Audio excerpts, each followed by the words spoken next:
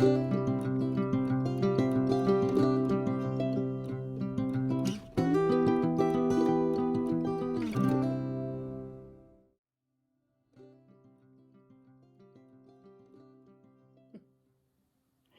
there, it's me again, Sue Johnston, retired counselor, senior. I am a senior.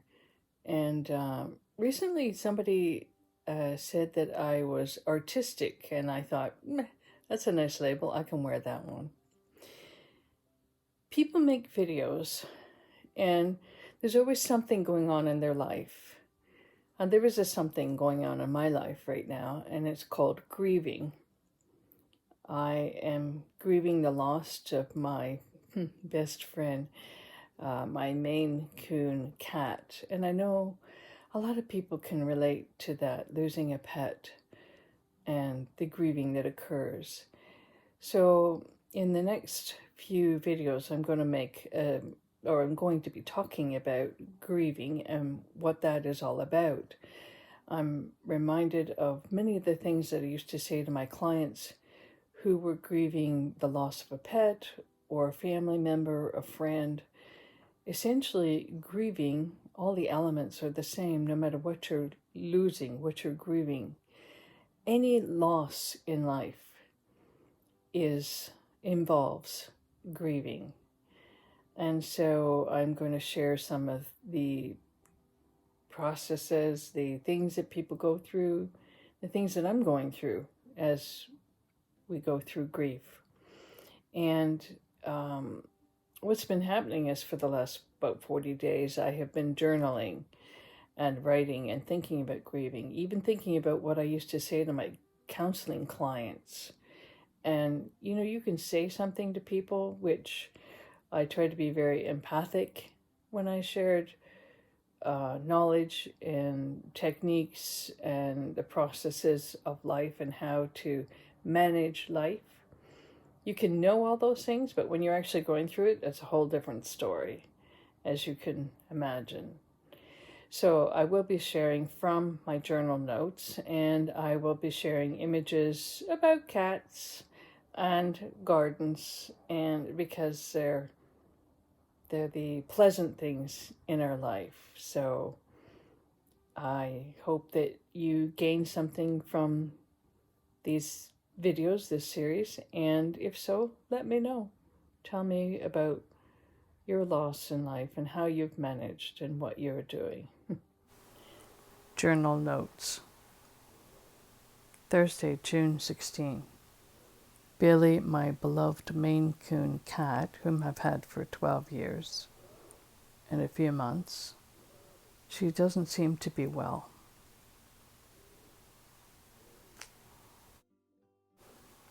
Friday, June 17. Yesterday I took Bailey over to the vet's. She was examined, and the doc said, "She's blocked." One could say, "She's full of shit." I'm making fun with this, but it's a sad situation. Basically, Bailey has a lot of poop in her. She's constipated. My husband noticed no poop in the litter box for a couple of days, and he watched her Wednesday evening into the box with all the motions to have a poop, but no poop came out. If she can't eliminate, then this is serious. So, off to the vet. Consultation with the vet let me know they'd like to give Bailey a couple of exams, unblock her, take x-rays, and all that would bring us up to $900, and even that without a definitive diagnosis. The vet said Bailey's leg is paralyzed and that she could be experiencing hip displacement or nerve damage. Surgery may be required. More rising costs. It would also be possible that the leg would need to be amputated. I said to the vet, "I guess this is goodbye day." I choked back tears. I could barely speak when I was on the phone. The vet was so kind. She just waited. I guess she's been through that before with other clients and their pets. So I picked up Bailey from the vets and I brought her home to spend the day with me. We had a 7 p.m. time set for her demise. I cried on and off all morning, and then in the afternoon I cried a torrent of tears. I said, "I can't do this." No one was home, so the comment was for myself and God. I prayed, asking God to let Bailey pass naturally in her sleep. What confused me in the day was Bailey's actions. I gave her treats, the special kind that we hardly ever give her, because they were too rich and they didn't agree with her system, but she still loved them. And I watched as she gobbled them up. I thought, this is a cat with an appetite. Later in the day, Bailey looked for her food dish, which I had picked up thinking it was the last day and we wouldn't need to have the food dish down. So when she was looking for the dish, I decided to put it back. Later on, Bailey had a long drink from her water bowl. She even came into the kitchen and asked me for milk, which surprised me. I gave her some milk, a little bit in the saucer, and she drank it. Instead of sleeping in one of her hiding spots, which was the first early indication to me that maybe she was in her end days, she was sleeping under the kitchen table or at the sliding doors under the dining room table or by my bed. Instead, on this day, she even went out into the middle of the floor and just laid there. She went out into the garden a couple of times. All in all, she was having a good day, whereas I was having a horrible day with a river of tears that would not stop. When Stan came home from work, he talked about the 7 p.m. appointment. Stanley is my husband. I told him he'd have to take Bailey over. I could not do it. I couldn't go. He said he was willing to do that for me, but he didn't want to. I shared my feelings. I said, I can't do this. I can't take Bailey over to end her life. And all of that was shared through a torrent of tears. We both agreed to cancel the 7 p.m. appointment. We phoned the vet, and whoever answered the phone, probably the receptionist, she said she understood. We said, we're not ready. Then Stan talked with the doctor, and we asked about Bailey passing naturally. It's hard to tell. Some cats get quite stressed and advanced with pain. Others pass peacefully. We also asked how long a cat can live without passing stool. The doc's answer was vague. I guess every animal is different, and it's possible she couldn't predict Bailey's demise, the time, and how it would occur. Stanley and I decided if Bailey reaches a place of distress, we'll take her over to the vets for the big sleep needle. Our hope is that it doesn't happen. Our hope is that she passes naturally. So last night, Bailey went out into the garden. We let her stay out longer than usual. She seems happy and content. She loves the garden, especially in the summer. About 9 p.m., Bailey left the garden and headed over to our neighbor's house. Stan followed her. He watched her dig around in the grass, the strip between our houses. I asked Stan to show me where Bailey was digging in the grass, and sure enough, there was poop. It wasn't a lot, maybe an inch long, but it was something. So that gave me a hope that maybe her body is actually going to balance itself out. In life, certain patterns present, and by those patterns, we are able to predict some things. The vet was telling us about life patterns and what could happen. Right now, we are taking things one day at a time. Right now, Bailey is under my bed. Yesterday was a good day. She had a lot of fresh air, ate, drank, slept, enjoyed the garden, and even pooped. Overnight, she used her litter box just to pee. I'm still praying for a miracle. Let Bailey pass in her sleep. I can handle that if she passes naturally. Of course I will cry and miss her, but that pain is less than making a choice to end her life. I just can't do that, unless she indicates that she's in a lot of pain. When she passes, Stanley and our neighbor will dig a deep hole in the garden, readying a grave for her. We will wrap her in a receiving blanket and bury her there. I'll buy a couple of lavender plants and set them over her grave, and we'll let her body nourish the plants. We will take each day as it comes and wait. And the waiting is so difficult because I keep going between hope and despair. Meanwhile, I have 2 full days of work for which I'm grateful. The distraction will be a mental reprieve. I'm gradually gathering things for our upcoming camping trip. It's in 2 weeks' time. Thinking about camping is a healthy distraction for me, and if Bailey is still here, our neighbor has agreed to watch her and look after her. Yesterday I was praying, Lord, help me. Give me some kind of indication as to what to do with Bailey. Maybe all her normal actions were an indication telling me not to euthanize her.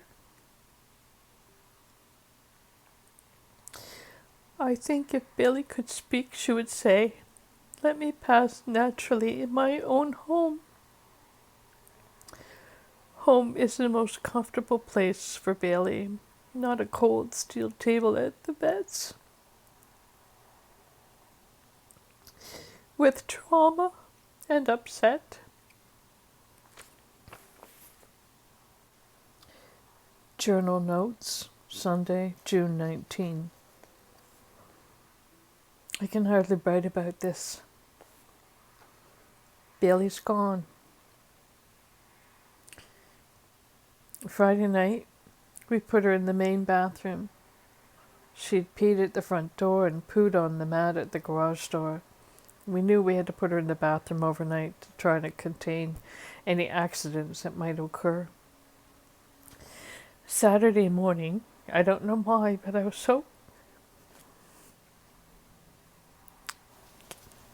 Saturday morning, I was so happy to open the door and greet her. And when I did, she was lying on the quilt that I put on the floor for her. And she meowed and greeted me. But I could see the bathroom was a mess. There was poo and liquid dribbles here and there. It was, to me, the way the little dribbles of poo were, it seemed as if she was in stress. She had used her litter box as best she could, but the evidence of poo indicated that she was losing control of her bowels. I looked at Stanley and I said, I guess we have to let her go. The suspicion of nerve damage on her hind legs, I guess, was affecting her bowels. It definitely was affecting the paralyzed right back leg. And that overall must have been affecting the muscles that controlled her bowels. When I saw the mess in the bathroom, I knew it was time to let her go. Stan and I put in a call to the vets. We thought they opened at 8 a.m., but on Saturday it's 9 a.m. We left a message and they returned a call by 8:30. They said they could take her at 9:15. Stan made me a coffee and I sat on the carpet in the living room, sitting beside Bailey. I pet her for a good while. She was so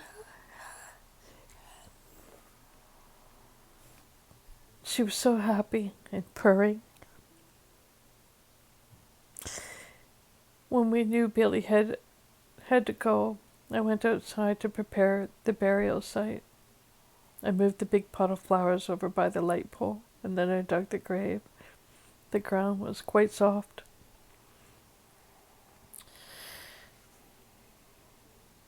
Billy never liked the cold. She always looked forward to warm days, and I'm glad she had some time outdoors in the garden over the past several days. We got her into the carry cage. It's a soft cover cage, and there's a little door where I was able to put my hand in and pet her. I pet her the whole drive over, and she didn't seem to be stressed.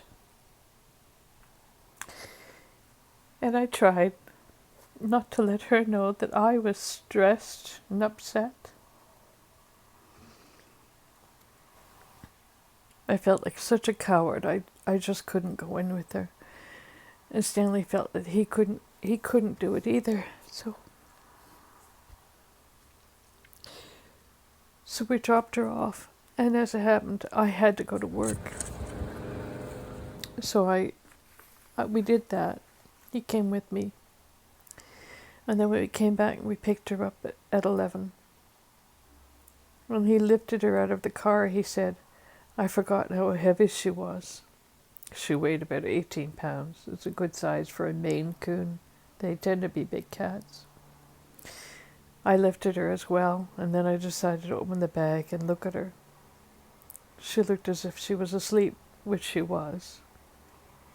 I stroked her cheek. I stroked her cheek and said, poor baby. Poor baby. I will miss her terribly. The pain is deep. I never had a cat like her. From the moment I first picked her up at the pet store, we had a bond. She looked at me and ignored everything else that was going on in the room. Saturday morning when we drove her over to the vet, she probably thought she'd be coming home because that's what happened to her Thursday. We took her to the vets for evaluation, and in about an hour we brought her home. So Saturday, when she was on her way to the vets, she was fairly calm. And when I pet her in the carry cage, she didn't seem stiff with stress. She didn't cry. I had the carry case on my lap.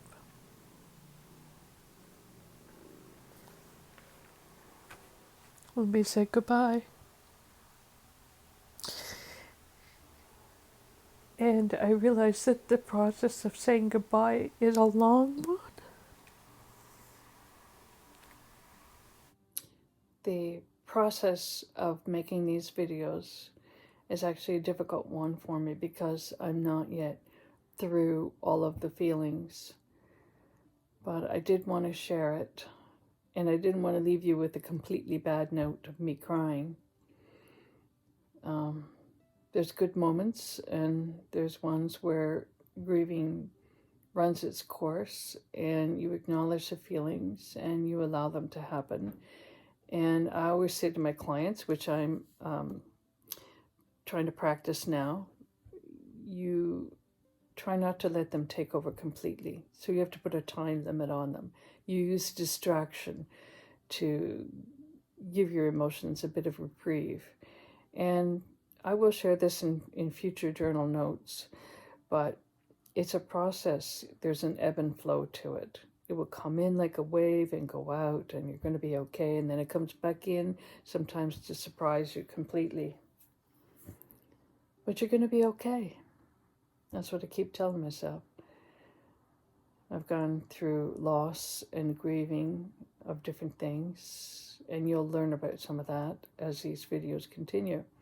But you have to remind yourself, if you're in that place of grieving, you are going to be okay. You will get through this. It's going to be all right. And I want to leave you with that thought.